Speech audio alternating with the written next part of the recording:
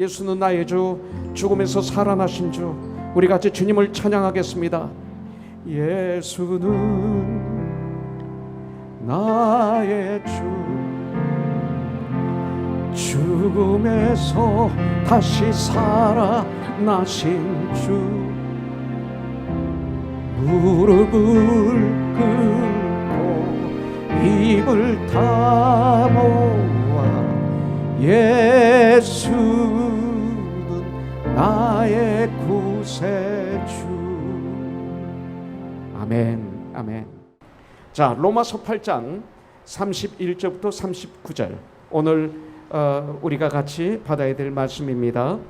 처음부터 끝까지 우리 같이 한 목소리로 하나님 말씀을 봉독하도록 하겠습니다. 다 같이 일어나십시오. 우리 같이 일어나서 큰 소리로 뜨겁게 하나님 말씀을 봉독하도록 하겠습니다. 온라인으로 예배드리는 형제자매들도 그 자리에서 일어나십시오. 같이 봉독하죠. 그런즉 이 일에 대하여 우리가 무슨 말 하리요? 만일 하나님의 우리를 위하시면 누가 우리를 대적하리요? 자기 아들을 아끼지 아니하시고 우리 모든 사람을 위하여 내주신 이가 어찌 그 아들과 함께 모든 것을 우리에게 주시지 아니하겠느냐? 누가 능히 하나님께서 택하신 자들을 고발을 하리요? 의롭다 하신 이는 하나님이시니 누가 정죄하리요? 죽으실 뿐 아니라 다시 살아나신 이는 그리스도 예수시니 그는 하나님 우편에 계신 자요 우리를 위하여 강구하시는 자시니라. 누가 우리를 그리스도의 사랑에서 끊으리요? 환난이나 공고나 박해나 기근이나 적신이나 위험이나 칼이리요. 기록된 바 우리가 종일 주를 위하여 죽임을 당하게 되며 도살당할 양같이 여김을 받았나이다 함과 같으니라. 그러나 이 모든 일에 우리를 사랑하시는 이로 말미암아 우리가 넉넉히 이기느니라. 내가 확신하노니 사망이나 생명이나 전사들이나 권세자들이나 현재일이나 장래일이나 능력이나 높음이나 깊음이나 다른 어떤 피조물이라도 우리를 우리 주 그리스도 예수 안에 있는 하나님의 사랑에서 끊을 수 없으리라. 아멘. 자리에 앉아주시기 바라겠습니다.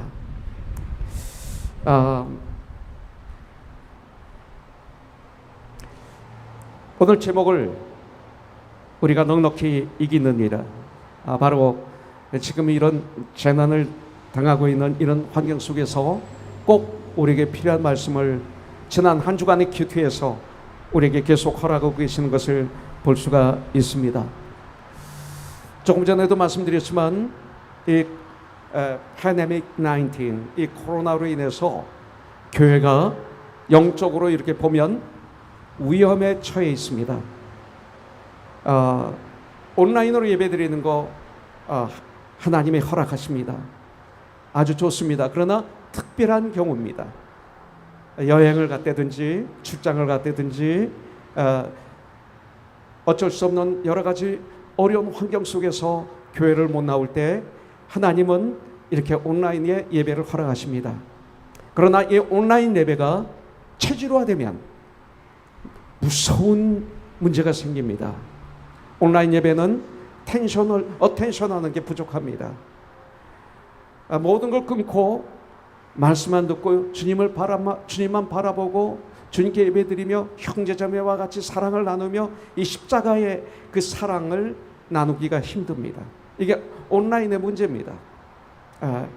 온라인으로 예배드리면 편안해집니다. 뭐 어디 갈 필요도 없고 희생이 없죠. 그래서 잘못하면 희생이 아닌 크리스찬의 네임 중에 하나가 희생입니다. 거룩한 희생 아닌 아주 레이지하고 게으러지게 되고 이기적이 됩니다.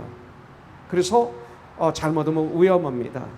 모이는 게 왜 중요하냐고요? 우리가 모여서 그리스도의 몸을 이루는 거죠. 우리는 모여서 서로들 부딪히면서 사랑을 나누는 가운데 주님 일을 하는 가운데 내 생각과 안 맞아서 내 방법과 안 맞아서 내가 살아온 모든 환경과 틀려서 오는 엄청난 스트러글을 통해서 우리는 정말 하나님의 말씀으로 성령님의 도우심을 받아서 서로들 다듬어지고 깎아지면서 그리스도의 집으로 지어져 가는 겁니다. 이것이 얼마나 중요한지 모릅니다. 근데 온라인은 이것이 없습니다. 내 마음대로가 될 수가 있습니다. 내 마음대로 믿음이 될 수 있습니다. 그리고 지금 이 재난을 통해서 여러분들 놀라운 사실이 있는 거 아세요? 예배 못 드리는 교회가 너무 많습니다. 그건 둘째치고 전도가 스톱이 됐습니다. 전도는 호흡입니다. 이런 환경 속에서 많은 교회들이 전도가 끊어졌어요. 당연히 안 하는 걸 알고 있어요. 왜? 교회는 아무나 못 오는 거예요. 이제는 누구든지 오라. 수고하고 무거운 짐진 자들아, 누구든지 나에게 오라. 이 말씀과 반대로 가고 있는 거예요. 무서운 함정이 있습니다. 우리가 건강을 조심하고 위생을 철저히 하고 해야 되지만 그보다 더 중요한 것이 있습니다. 호흡은 해야 되잖아요. 먹어야 되잖아요.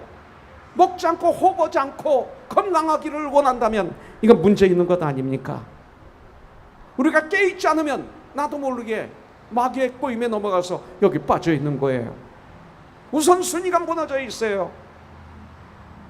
우리가 정신 차려야 되죠. 네. 어떤 면으로는 이 시대에 죄송한 말씀이지만 참 크리스찬인지 그렇지 않은 크리스찬인지 그렇지 않으면 내가 불신자인지 구별할 수 있는 시대가 되고 말았습니다. 여러분들 오순절날 마가의 다락방에 모여있던 제자들에게 성령이 불같이 강하게 임하셨습니다. 그들이 모두 성령 충만함을 받고 다 다른 방언으로 말하기를 시작합니다. 6월절을 지키기 위해서 전 세계에서 왔던 유대인들에게 그리고 소동이 일어난 거예요. 왜? 자기 나라 말로 다 알아듣는 거예요. 예. 복음은 능력이 있어서 다 알아들을 수 있어요. 예. 영적으로 분별함이니라 알아들 수 있는 거예요. 복음은. 예. 무식한 사람도 유식한 사람도 부자도 가난한 사람도 누구든지 복음은 영적으로 알아들 수 있는 거예요. 소동이 일어난 거예요. 그때 베드로의 설교로 그때 어떤 유대인들은 야유하고 비난하고 헐뜯고 그랬죠. 그럼에도 불구하고 베드로는 우리는 술 취한 것이 아니다. 그들은 저들이 술 취해서 저러는 거야. 우리는 술 취한 것이 아닙니다. 우리는 성령 충만함을 받았습니다 하면서 구약에 있는 하나님 말씀을 인용해서 하나님 말씀을 담대히 전하니까 많은 사람들이 예수를 영접하게 됩니다. 그러면서 초대교회가 시작이 되는 것이죠. 여러분들 사도행전 2장 10절에 보니까 로마로부터 온 나그네 곧 유대인과 유대교회에 들어온 사람들과 그들이 그 자리에 있었어요.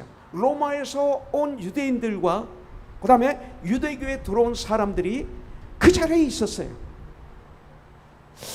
아마 그들을 통해서 로마 교회가 세워졌을 것입니다. 그들 중에 예수를 영접한 사람들 3,000명이 그날 침례를 받았으니까. 그러나 그들에게는 복음의 말씀을 가르칠 선생님들이 많이 없었던 것을 알 수가 있습니다. 막 시작된 이 로마 교회는 기독교 신앙에 대해서 기초로부터 튼튼하게 세워져야 될 필요가 있는 그런 교회였죠. 그리고 유대교에서 개종한 사람들이 대부분이기 때문에 율법과 복음의 차이에 대해서 정확하게 알아야 됐습니다. 그렇기 때문에 로마서에서는 율법과 복음에 대해서 정확하게 알려주고 있습니다. 그리고 이방인들에게 복음이 전해되게 된 과정, 이것을 자세히 말씀하고 있는 것이 로마서입니다. 또한 그 당시에도 그리고 지금도 우리들에게도 또 앞으로 다가올 이 기독교인들에 대한 박해와 핍박을 견디기 위해서는 오직 예수 안에 거해야 우리가 승리할 수 있기 때문에 이렇게 강한 믿음을 부어주고 계시는 것을 우리가 알 수가 있습니다. 여러분들 이 시대에 우리들에게도 똑같이 받아야 될 말씀입니다. 지금이 바로 고난의 시대고 핍박의 시대입니다. 거기 노예가 되지 마십시오. 아무 생각 없는 그런 짐승과 같은 우리가 되면 안 됩니다. 깨 있어야 됩니다. 잘못하면 어제 교회에 말씀 그대로 잘못된 열심으로 살다가 비참하게 내 삶을 끝낼 수도 있습니다. 깨어 있어서 매 순간 예수 그리스도의 이름으로 말씀과 기도로 승리하는 저와 여러분들이 되길 주님의 이름으로 축복합니다. 그것을 성경은 성령 충만한 삶이라고 말씀하고 있습니다. 그런데 오늘 말씀 가운데 우리라는 단어가 31절부터 39절까지 8절밖에 안 되는데 11번이나 나옵니다. 저는 큐티를 하면서 이런 생각을 했습니다. 여러분들 우리가 깨어있지 않으면 어떻게 돼요? 나죠, 나. 내가 누군데? 나야, 나만이. 이것이 우리죠. 깨어있지 않을 때. 그래서 에베소서 5장 18절에 보면 술 취하지 말라 이는 방탕한 것이니 오직 성령의 충만함을 받으라 이렇게 말씀하고 계시죠. 술 취하지 말라. 이건 세상에 취하지 말라. 세상에 취했으면 나예요. 다 나예요. 내가 하나님이에요. 그래서 내가 나 때문에 화가 나고 시험에 들고 상처받고 그러고 공격하고 이런 삶을 살 수가 있어요. 잘못된 열심으로 교회 생활하다가 끝날 수가 있어요. 근데 오늘 여기서 우리입니다. 우리. 주기도문에서도 하늘에 계신 우리 아버지요 이렇게 말씀하고 있습니다. 우리 그리스도인들은 우리입니다. 우리는 그리스도의 몸입니다. 머리는 예수 그리스도이시고 영적으로 우리는 one body, 한 몸입니다. 우리는 하나님의 가족입니다. 가족은 하나가 됐을 때 행복한 거예요. 가족이 뿔뿔이 흩어지고 가족의 마음이 다 다르면 이 가족은 지옥입니다. 우리입니다. 우리 모두 함께 오늘 말씀을 받아서 이 하나님의 축복을 함께 누리는 그런 진정한 코너스톤 가족의 삶을 사는 이 한 주가 되길 주님의 이름으로 축복합니다. 그럼 첫 번째로 우리가 가져야 될 믿음이 무엇인지 우리는 알아야 됩니다. 우리가 가져야 될 믿음, 여러분들 끊을 수 없는 하나님의 사랑에 대한 끊을 수 없어요. 어느 누구도 끊을 수 없어요. 무엇을? 하나님에 대한 나의 사랑에 대한 확실한 믿음이 있어야 돼요. 이것이 없으면 이 재난의 시대에 흔들려요. 여러분들 내 인생은 파산되는 거예요. 그래서 첫 번째로 그리스도의 사랑에서 어느 누구도 끊을 수 없다. 이것은 우리를 알아야 되고 이것을 외칠 수 있어야 돼요. 어느 누구도 예수 그리스도의 사랑에서 나를 끊을 수 없다. 여러분들 이것이 35절이에요. 누가 우리를 그리스도의 사랑에서 끊으리요? 그랬어요. 그리고 본문의 마지막 구절도 이렇게 끝을 맺고 있어요. 39절 높음이나 깊음이나 다른 어떤 피조물이라도 우리를 우리 주 그리스도 예수 안에 있는 하나님의 사랑에서 끊을 수 없느니라. 이 그리스도의 사랑은 어떤 사랑입니까? 우리를 위해서 십자가에서 죽으신 그 사랑을 말하는 거예요. 나를 얼마나 사랑해요? 십자가에서 나를 위해서 죽으시기까지 하신 우리 주님의 그 사랑, 그 사랑으로 인해 우리를 하나님으로부터 떼어놓을 수 없는 거예요. 이 사랑으로 인해서예요. 다른 게 아닙니다. 예수를 믿는 궁극적인 목적은 구원입니다. 구원. 물론 믿음을 통해서, 믿음의 강구를 통해서 물질적인 축복도 받을 수 있고 건강의 축복도 받을 수 있습니다. 그러나 이것은 믿음의 궁극적인 목적은 아닙니다. 예수님을 믿는 궁극적인 목적은 구원에 있습니다. 죄 용서함, 하나님과의 관계 회복, 영생에 있습니다. 영원한 삶, 이거에 있습니다. 우리는 천국의 후사가 되었죠. 여기에 있습니다. 구원을 가장 간단하고도 정확한 표현으로 표현한다면 그것은 뭡니까? 천국입니다. 천국. 영원한 천국에 가기 위해서 예수님을 믿는다고 해도 맞습니다. 그런데 천국은 죽어서만 가는 곳이 아닙니다. 천국은 이 세상에 살아있는 동안에도 바로 지금도 천국이어야 됩니다. 바로 지금이 천국이어야 돼요. 천국의 시작 이미 된 것입니다. 그래서 누가복음 17장 20절부터 21절에 보니까 바리새인들이 예수님을 잡아서 체포해서 죽이기 위해서 아주 이상한 질문을 합니다. 어떤 질문을 합니까? 바리새인들이 하나님의 나라가 어느 때에 임하나이까 묻거늘 예수님께서 대답하여 이르시되 하나님의 나라는 볼 수 있게 임하는 것이 아니요 또 여기 있다 저기 있다 못하리니 하나님의 나라는 너의 안에 있느니라. 이렇게 말씀하고 있어요. 천국은 구원받은 우리들의 마음속에 있고 천국은 구원받은 우리 가운데 계신다고 말씀하고 있는 거예요. 이게 천국이에요. 여기서부터 시작이 되는 거예요. 그래서 천국에 입성하는 거죠. 구원의 문제처럼 중요한 것은 그렇기 때문에 이 세상에 없습니다. 구원의 문제를 해결하지 않고도 우리는 부자가 될 수가 있고 구원의 문제를 해결하지 않고도 우리는 건강한 삶을 살 수도 있습니다. 그러나 우리가 구원의 문제를 해결하지 않으면 절대로 참 행복은 있을 수가 없는 것입니다. 구원의 문제를 해결하고도 해결됐는데 가난하게도 살 수 있습니다. 구원의 문제를 해결했는데 여러분들 또 병들어서 육체의 연약함 속에서도 살 수 있습니다.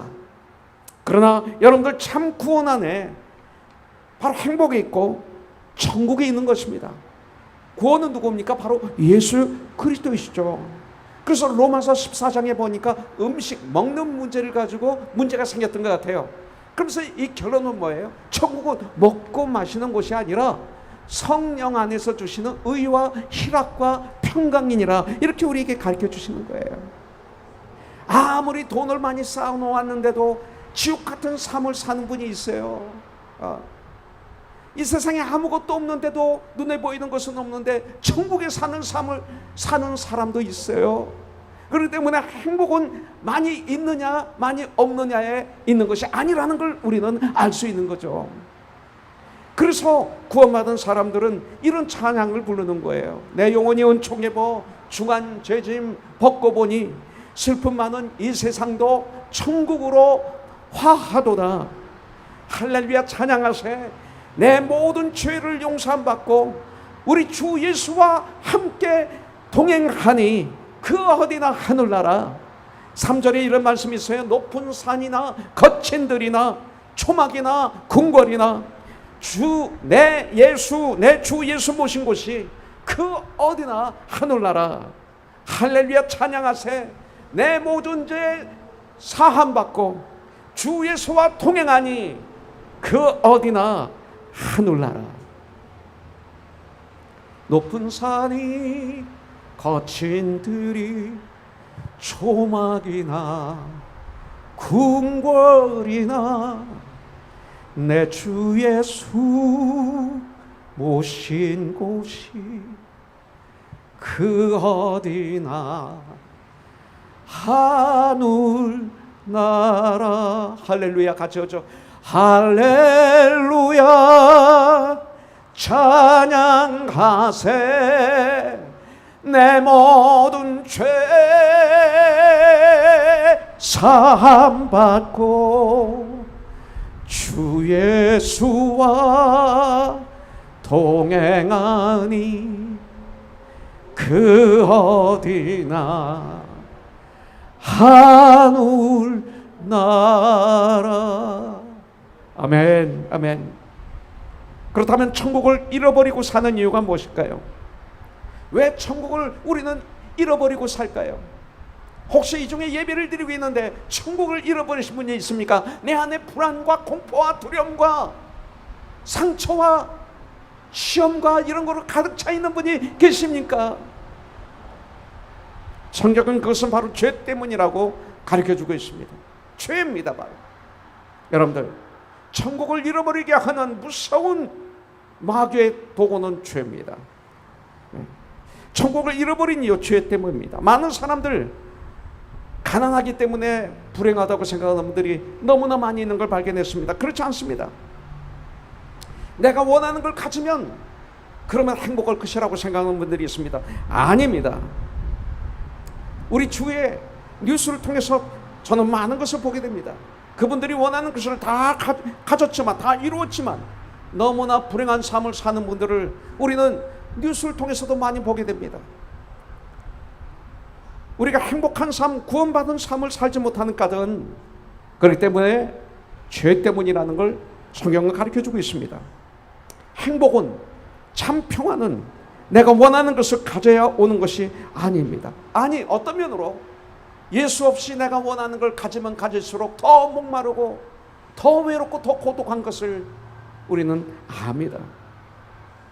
여러분들, 죄의 문제를 해결하러 오는 것이에요. 죄의 문제가 해결되면 행복이 그때 내 안에 가득 차게 됩니다. 여러분들, 주님 없이 내 힘으로 이루면 이룰수록 더 목마른 것입니다. 그런데 죄의 문제는 우리의 힘과 우리의 능력으로 해결할 수 없습니다. 죄인은 스스로 자신의 죄를 해결할 수가 없습니다.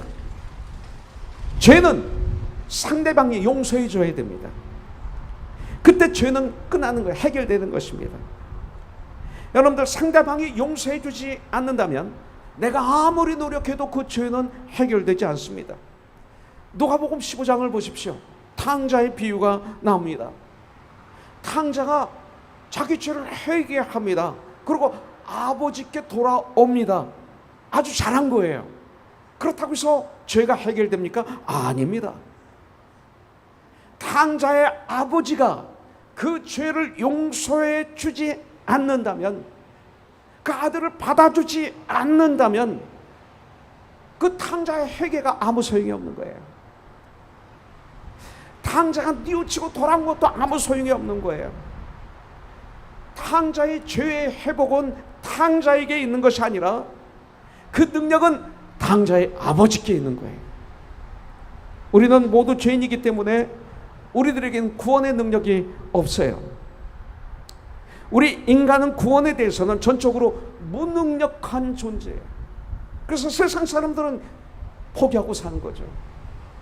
구원의 능력은 오직 용서해 주실 수 있는 유일한 하나님께만 있는 줄 믿습니다.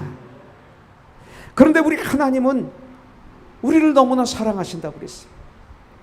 죄로 말미암아 죽게 된 우리들을 구원하시기 위해서 한 분밖에 없으신 독생자 예수 그리스도를, 하나님의 아들을 이 세상에, 이 땅에 보내주셨고, 우리의 모든 죄를 십자가에서 짊어지시고 우리를 속죄해 주시기 위해서 십자가에서 돌아가시게 하심으로, 희생하심으로, 이게 그렇지 않아요. 희생하심으로 구원을 얻게 하셨어요. 그래서 로마서 10장 4절에 보면 율법의 마침표가 된 거예요. 율법을 십자가에서 다 이루신 거예요. 그래서 다 이루었다, 완성하신 거예요. 그래서 이제 예수님을 믿고 그 십자가 밑에 가서 주님 앞에 나와서 나의 죄를 다 드러내고 회개하며 진정으로 마음으로 주님 앞에 무릎을 꿇으면, 주님 앞에 항복하면 그 주님의 보이는 피가, 그 주님의 사랑이 내 머리부터 내 발끝까지 부어지는 거예요.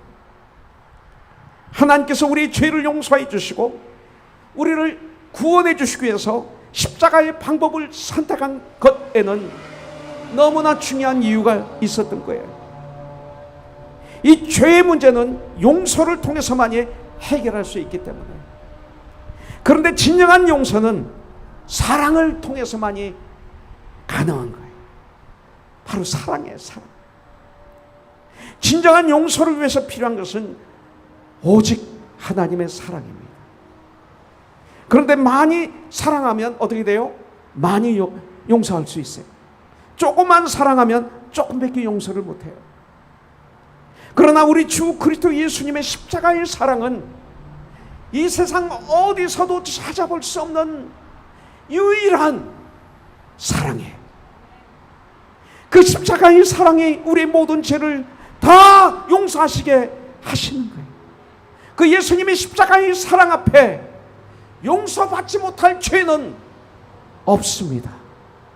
그래서 로마서 10장 9절부터 11절에 어제 큐티 말씀을 통해서 보면, 네가 만일 네 입으로 예수를 주로 시인하며 또 하나님께서 그를 죽은 자 가운데서 살리신 것을 내 마음에 믿으면 구원을 받으리라.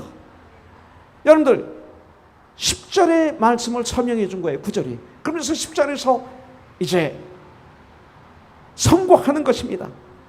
사람의 마음으로 믿어 의에 이르고 입으로 시인하여 구원에 이르느니라. 11절 성경에 이르되 누구든지 그를 믿는 자는 부끄러움을 당하지 아니하리라. 이렇게 말씀하고 있어요. 십자가의 능력이 있어요. 여러분들, 이게 신비예요. 죄로 말미암아 영원히 죽게 된 우리들을 구원하실 수 있는 놀라운 능력이 바로 그 십자가의 사랑에 있는 거예요. 십자가를 바라볼 때 예수님을 바라봐야 돼요. 예수님의 사랑을 바라보는 거예요. 우리는 예수님의 십자가로 말미암아 다 구원을 받았어요.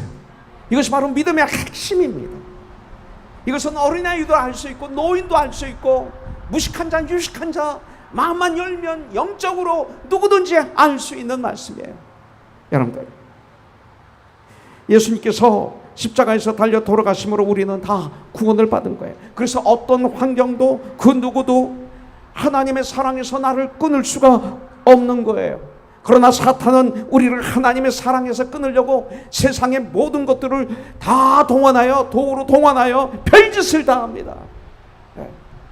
그래서 사도 바울은 말합니다. 35절에 누가 우리를 그리스도의 사랑에서 끊으리요? 환난이나 공고나 박해나 기근이나 적신이나 위험이나 칼이라. 이렇게 말하고 있어요. 누가 우리를 그리스도의 사랑에서 끊으리요? 어느 누구도 끊을 수 없다 이거예요. 그러면서 뭐라고 말합니까? 세상에서 우리의 생명을 위협하는 몇 가지, 여기 보니까 7가지 고난을 예로 들고 있어요. 사탄은 고난을 통하여 하나님의 사랑을, 우리 예수님의 그 크신 사랑을 의심하게 만들고 하나님의 사랑에서 우리를 끊어지게 하려고 별짓을 다 합니다. 그러나 끊을 수 없습니다. 환난도 끊을 수 없습니다. 환난이 뭐 외부에서 오는 각종 고난입니다. 박해를 의미합니다. 사도 바울이 루스드라에서 전도하다가 돌에 맞아서 거진 다 죽었습니다. 우리 예수 믿는 하나님의 사람들이 바울이 죽은 줄 알고 그 돌로 내리치던 사람들이 바울이 죽은 줄 알고 성 밖에 던졌어요. 버리고 갔어요. 사도행전 14장에 보니까. 근데 믿음의 형제자매들 거기서 일어납니다. 바울이. 그리고 그곳을 떠나죠. 바울은 어떤 박해나 환난도 하나님의 사랑에서 끊을 수 없다고 말하고 있어요. 이 말씀을 묵상하면서 내가 하나님 앞에 얼마나 죄송했는지 몰라요. 공고입니다.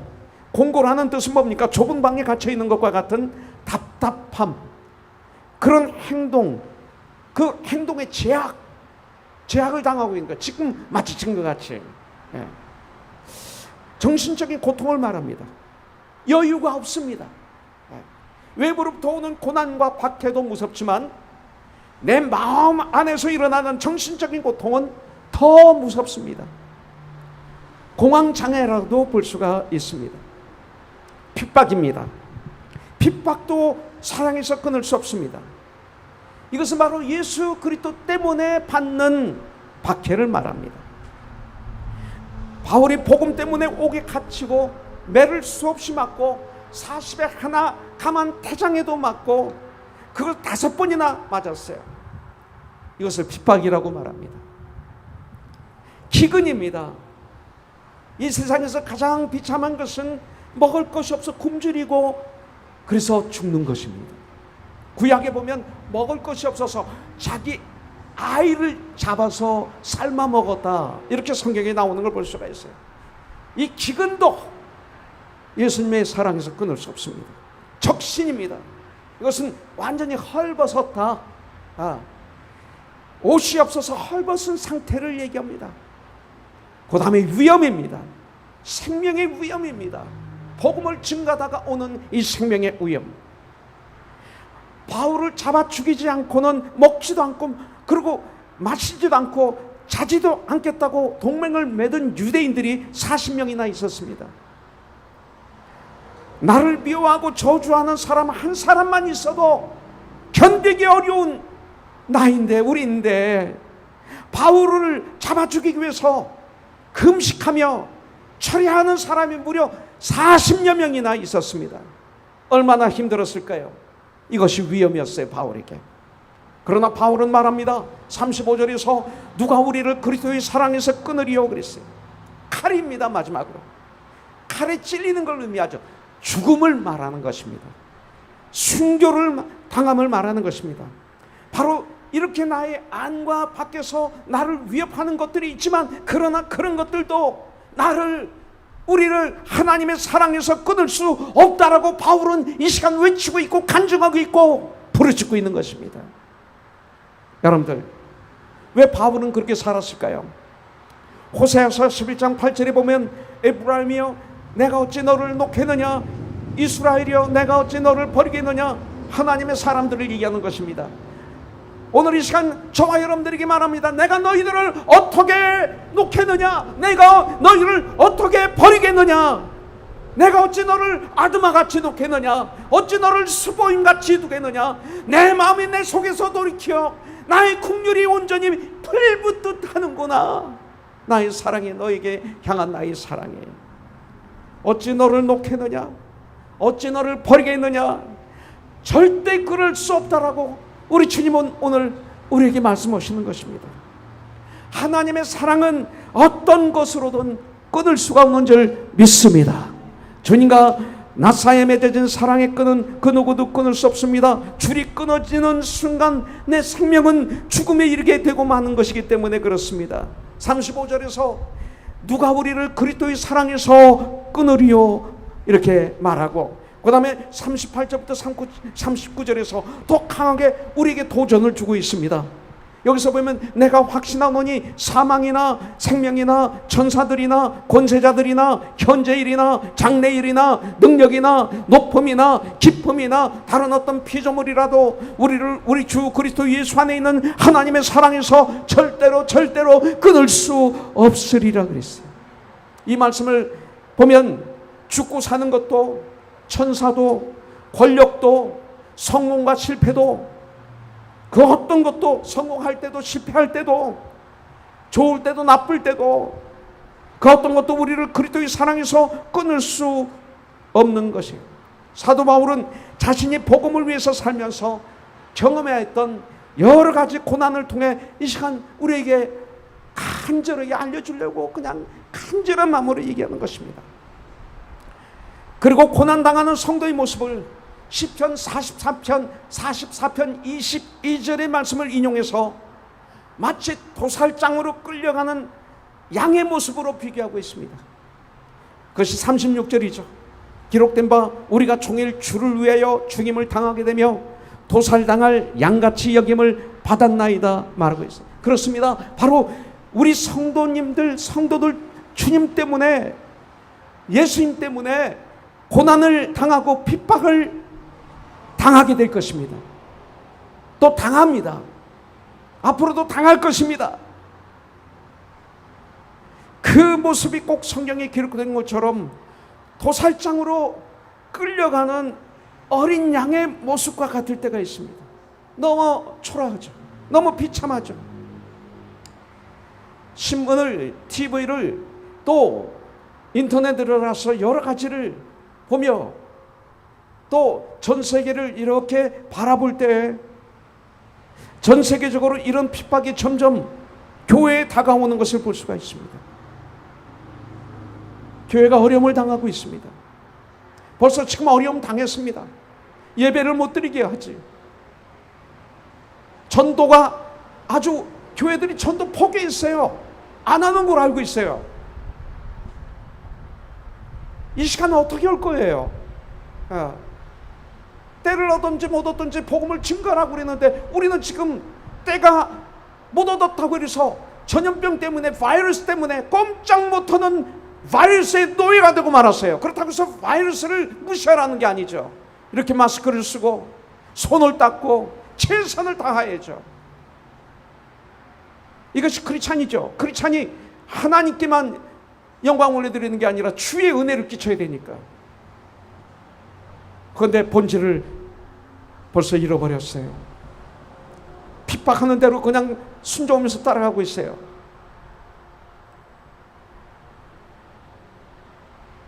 오늘같이 더운 날 야외에서 예배를 드릴 수 없는 교회가 얼마나 많을까요? 그러는 가운데 목사인 내가 게으러질 수가 있어요. 편해요.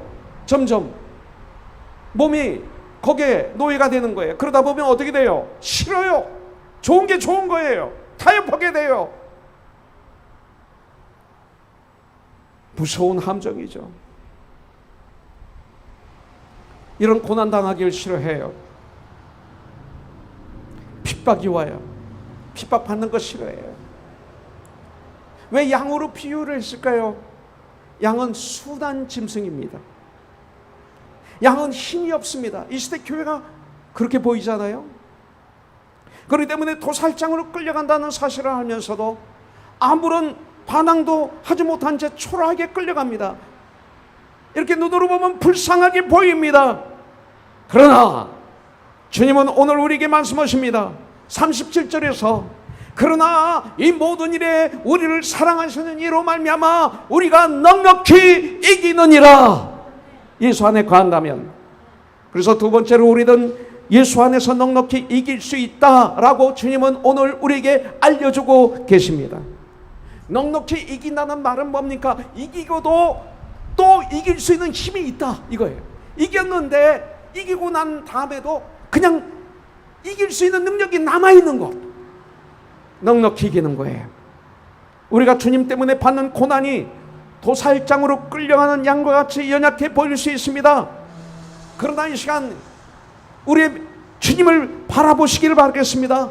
이사야 선지자가 예언한 것처럼 도살장으로 끌려가는 어린 양처럼 힘이 없이 우리 주님은 잡히셨습니다. 2000년 전에 그렇게 이리저리 개처럼 짐승처럼 끌려다니셨습니다. 그렇게 고문도 당하셨습니다. 그리고 마지막은 십자가에 못 박혀 죽으셨습니다.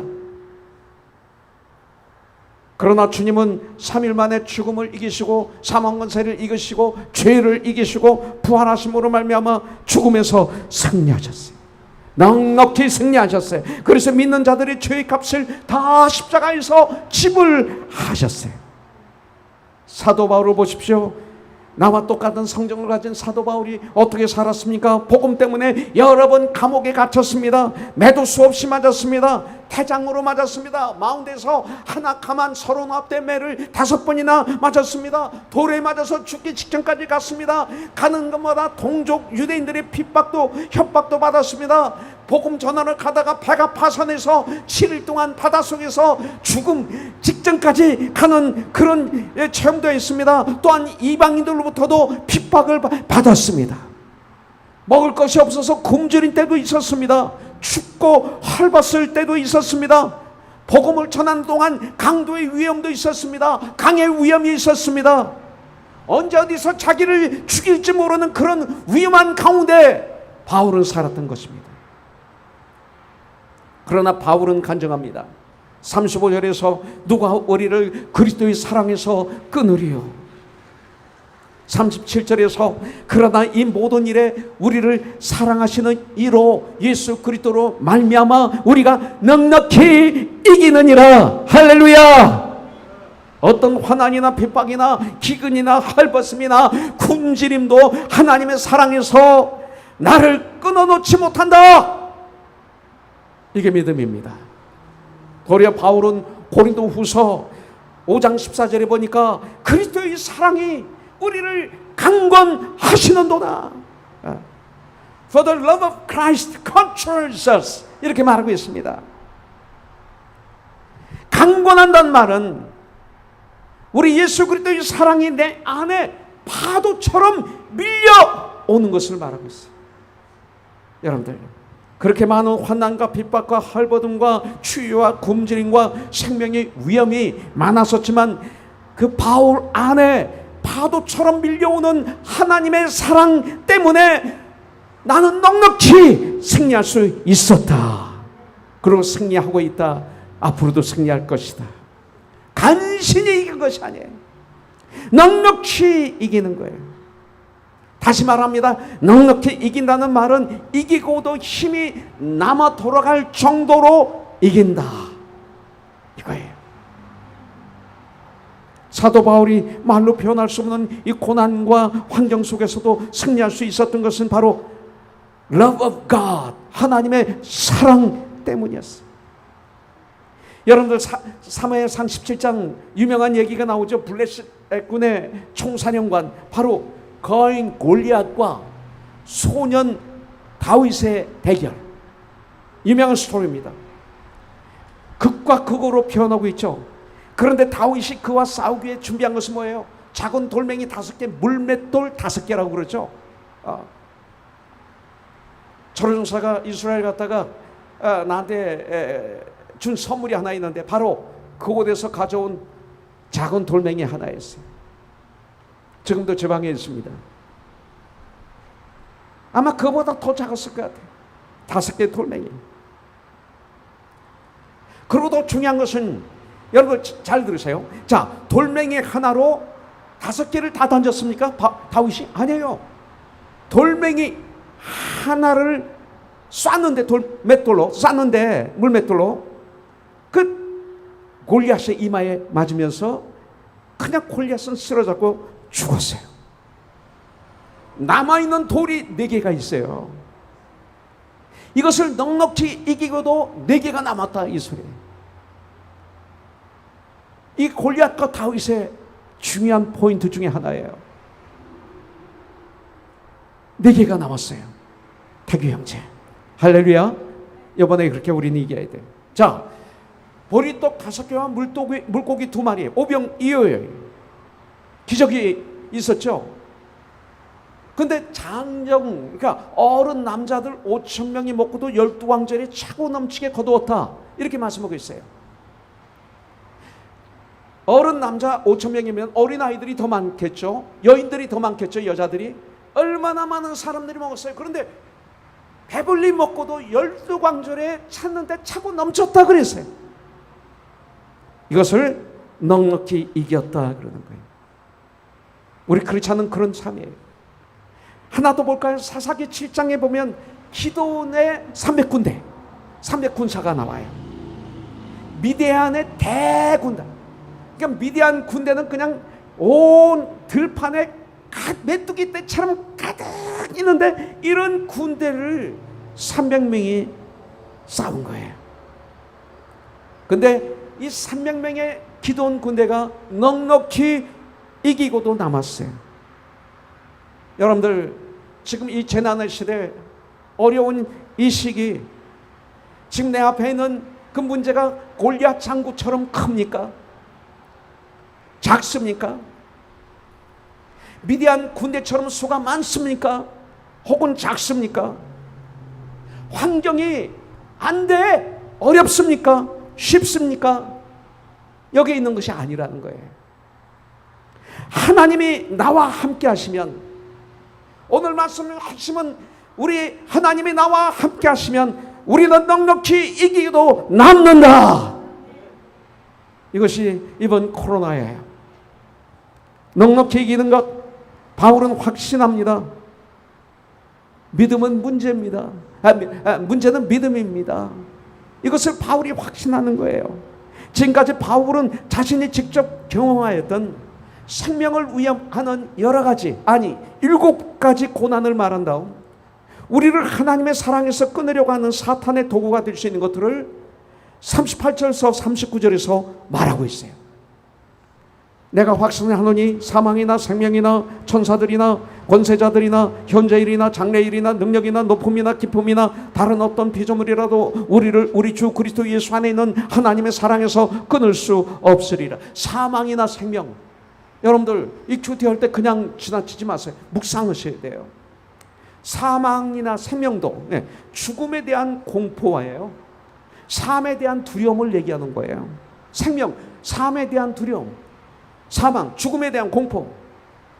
내 인생의 어떤 것도 하나님의 사랑에서 이런 것들이 끊을 수가 없다, 이거예요. 천사들이나 권세자들이나, 천사는 선한 존재죠. 반대로 권세자는 악한 영, 악한 존재를 의미하고 있어요. 이 세상에 있는 어떤 존재도 나를 우리 주 그리스도 예수 안에 있는 사랑의 끈에서, 이걸 사랑의 끈을 끊지 못한다, 이거예요. 현재 일이나 장래 일이나. 여러분들 현재로부터 미래까지 두려워할 필요 없다. 두려워하지 말라 이거예요. 두려워하지 말라. 어떠한 사건도 어떠한 일도 우리를 우리 주 그리스도 예수 안에 있는 하나님의 사랑에서 절대 끊을 수 없기 때문에 현재 일이나 장래 일이나 두려워할 필요 없다.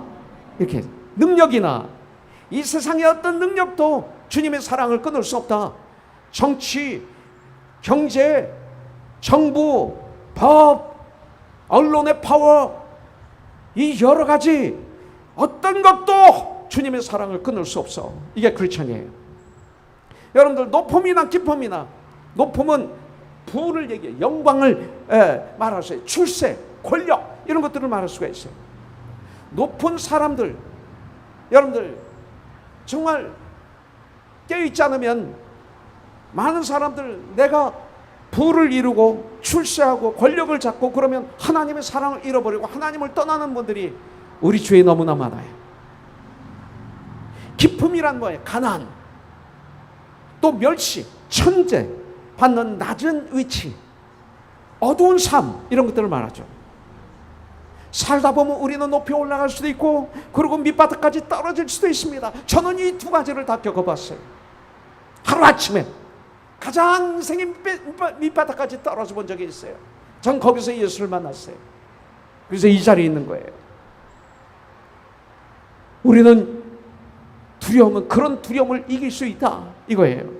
하나님의 사랑이 언제나 우리와 함께 하시기 때문에 우리는 이길 수 있다. 다른 아무 피조물이라도, 이건 뭐예요? 우리가 모르고 있는 어떤 피조물도 그리스도 예수 안에 있는 하나님의 사랑에서 우리를 끊을 수 없다. 어떤 피조물도 그 누구도 끊을 수 없다. 사랑하는 우리 고노손 형제자매님들, 다른 아무 피조물이라도 우리를 우리 주 그리스도 예수 안에 있는 하나님의 사랑에서 절대로 끊을 수 없는 줄 믿습니다. 왜냐하면 이 사랑은 그리스도 예수 안에 있는 사랑이기 때문에. 그래요. 여러분들, 인간도 자기가 낳은 자녀를 사랑합니다. 사랑하기 때문에 희생하고 다 주고 또 주어도 아깝지 않고, 내 자녀가 잘못되면 잠을 못 자고 괴로워하고 사랑하기 때문에 그래요. 인간들이 자기 부모가 자녀를 버리는 부모가 있으면 그건 가끔 이상한 사람들이에요. 그런데 하나님께서 당신의 아들을, 그렇게 사랑하시는 아들을 세상에 보내실 정도로 나를 사랑하셨어요. 이거 알면 소름이 끼쳐요. 여러분들, 당신의 아들을 십자가에 못 박아 죽이기까지 하셨어요. 그만큼 나를 사랑하신 거예요. 그래서 우리를 구원하신 하나님의 사랑, 하나님의 자녀들이 어떻게 이거를 잊어버릴 수가 있을까요? 그러므로 이 사랑을 아는 사람들은 실패하지 않습니다. 실패하다가도 일어나서 승리합니다. 좌절하지 않습니다. 좌절하다가도 벌떡 일어납니다. 비겁하게 살지 않습니다. 비겁해지려고 그러다가 담대해집니다. 불의와 타협하지 않습니다. 죽음을 두려워하지 않습니다. 넉넉히 이기는 삶을 사는 것입니다. 저는 사무엘상 17장 45절부터 47절을 너무나 좋아해요. 이렇게 외치는 다윗을 볼 수가 있습니다. 다윗이 블레셋 사람에게 이르되 너는 칼과 창과 단창으로 내게 오거니와 나는 만군의 여호와의 이름 곧 네가 모욕하는 이스라엘 군대의 하나님의 이름으로 네게 나가노라. 오늘 여호와께서 너를 내 손에 붙이시리니, 이 조그만 소년이 엄청난 거인 골리앗 앞에서 이렇게 외치는 거예요.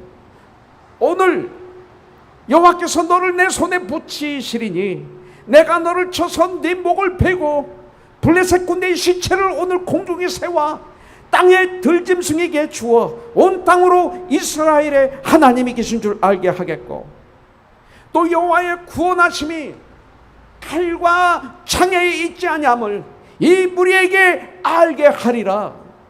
전쟁은 여호와께 속한 것인즉 그가 너희를 우리 손에 넘기시리라. 할렐루야. 전쟁은 여호와께 속한 것입니다. 우리의 전쟁은 여호와께 속했습니다. 바울이 넉넉히 이기고도 남을 수 있었던 것은 바로 이 믿음 때문이었어요. 다윗이 승리할 수 있었던 이유는 바로 이 믿음 때문이었어요. 전쟁은 여호와께 속한 것이다. 내가 가진 믿음이 어떤 것이냐에 따라서 성공하고 실패합니다.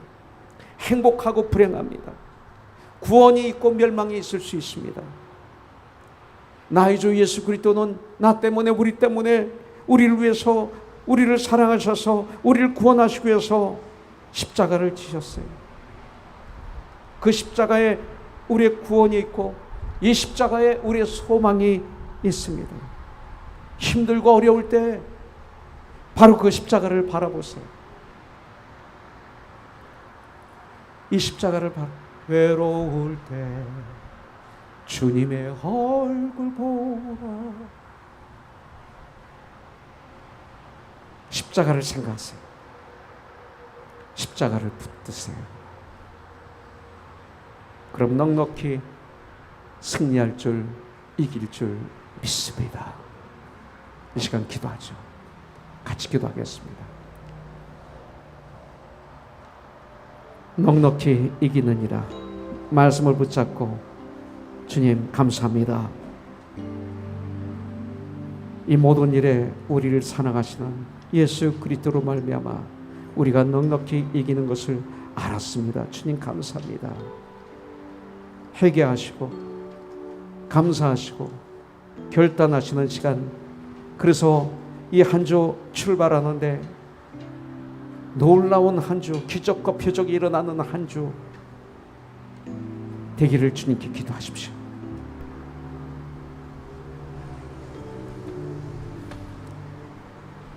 할렐루야.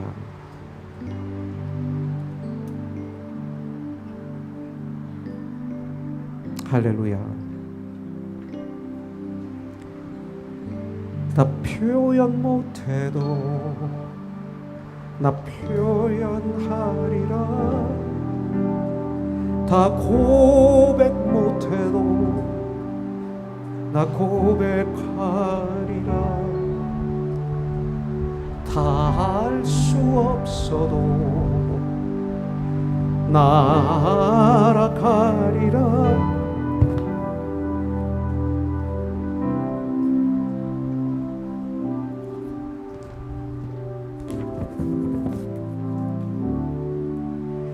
다 닮지 못해도 나 닮아가리라. 우리 같이 부르죠. 그 사랑 얼마나 아름다운지, 그 사랑 얼마나 부유케 하는지, 그 사랑 얼마나 크고 놀라운지를, 그 사랑 얼마나 나를 감격하게 하는. 우리 한 번 더. 그 사랑, 그 사랑 얼마나 아름다운지, 그 사랑 얼마나 나를 부욕해 하는지, 그 사랑 얼마나, 그 사랑 크고 놀라운지를, 그 사랑 얼마나 나를 감격해 하는지, 그 사랑 얼마나 나를 감격하게 하는지. 주님 감사합니다. 이 시간 주님을 찬양합니다.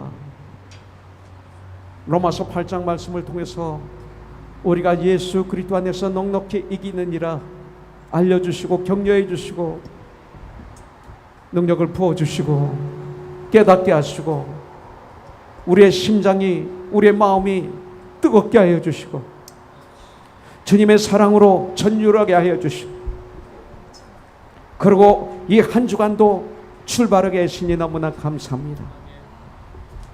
주님, 저희들을 도와주시옵소서. 저희들을 주장해 주시옵소서. 승리하게 하여 주시옵소서. 이 시간 물질을 통해서 주님을 예배합니다. 온전한 11조를, 감사의 헌물을, 선교의 물질을, 전도의 물질을, 구제하고 싶어서 구제의 물질을 주님 앞에 정성껏 올려드립니다.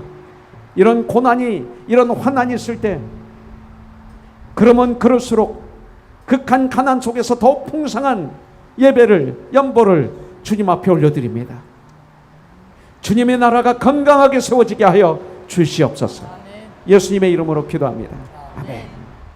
이제는 우리 주 예수 그리스도의 무한하신 은혜와 하나님 아버지의 극진하신 사랑과 성령님의 감동, 감화, 역사, 보호, 인도하심이 이제 신령과 진정으로 예배를 드리고 세상을 향해서 나가는 하나님의 귀한 자녀들을 위해 이 한 주간도 항상 함께하여 주시고, 예수 안에서 우리는 넉넉히 이기느니라 외치면서 승리하는 삶을 살고 다음 주에 이곳에 와서 함께 예배드리는 승리하는 하나님의 자녀들이 되게 하여 주시옵기를 예수님의 이름으로 축복하며 기도드립니다. 아멘. 살아계신 주, 나의 참된 소망